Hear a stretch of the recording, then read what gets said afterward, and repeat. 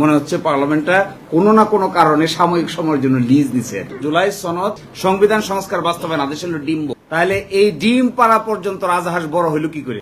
একটা দলের নেতা বাংলাদেশের মহামান্য রাষ্ট্রপতিকে এই কথা জিজ্ঞাসা করে যে আপনি ডিম সঠিকভাবে পারছেন নাকি বেঠিকভাবে পারছেন। How fun is this? উনি রাজাহাঁসের ডিম্বর কথা শুনাইছিলেন গতকালকে, বলছে রাজাহাঁস ডিম পারে নাই, পারানো হয়েছে, অবৈধ ডিম্ব পারানো হয়েছে। তো ওই রাজাহাঁসটাকে রাখছে কে? ওই রাজাহাঁসকে ডিম পাড়া পর্যন্ত কে রাখলো? রাজাহাঁসের ডিম হলো ওনাদের ভাষায় এই আদেশটা হলো রাজাহাঁসের ডিম।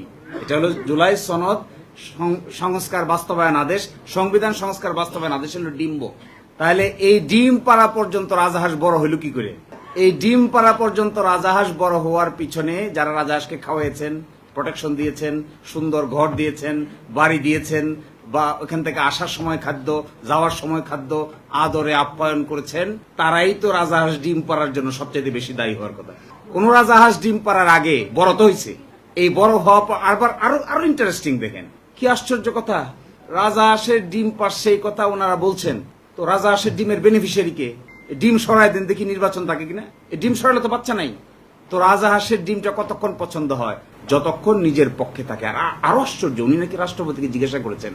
একটা দলের নেতা রাষ্ট্রপতিকে জিজ্ঞাসা করতে পারে? আন্ডার হোয়াট ল? কিভাবে একটা দলের নেতা বাংলাদেশের মহামান্য রাষ্ট্রপতিকে এই কথা জিজ্ঞাসা করে যে আপনি ডিম সঠিকভাবে পারছেন নাকি বেঠিকভাবে পারছেন? How fun is this? কেমন কথা? কনস্টিটিউশনাল সিস্টেমের ভিতরে রাষ্ট্রপতিকে পরামর্শ দিবে প্রধানমন্ত্রী, আর কনস্টিটিউশনাল সিস্টেমের মধ্যে ওনাকে যদিও কেউ কেউ এখন ডিফ্যাক্টো প্রধানমন্ত্রী বলেন, আইনত প্রধানমন্ত্রী না, কিন্তু কার্যত প্রধানমন্ত্রী।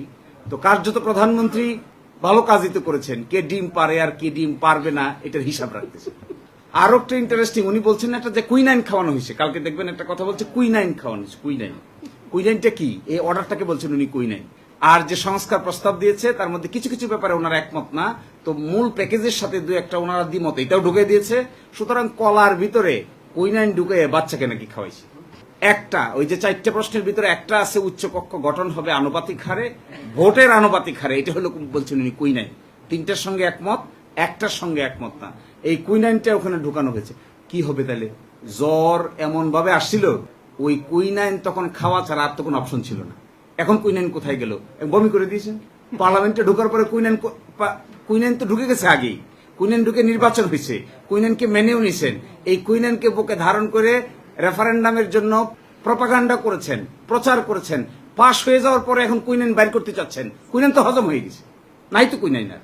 এখন কিভাবে আনবেন এটাকে আবার? তাহলে তো অন্তর কাটতে হবে, অপারেশন করতে হবে, ভিতরে ঢুকতে হবে, ওয়াশ করতে হবে। বিষ তো এটা, তো বিষটা এখন কি করে আবার নতুন করে বমি করতে করা ছাড়া তো উপায় নেই।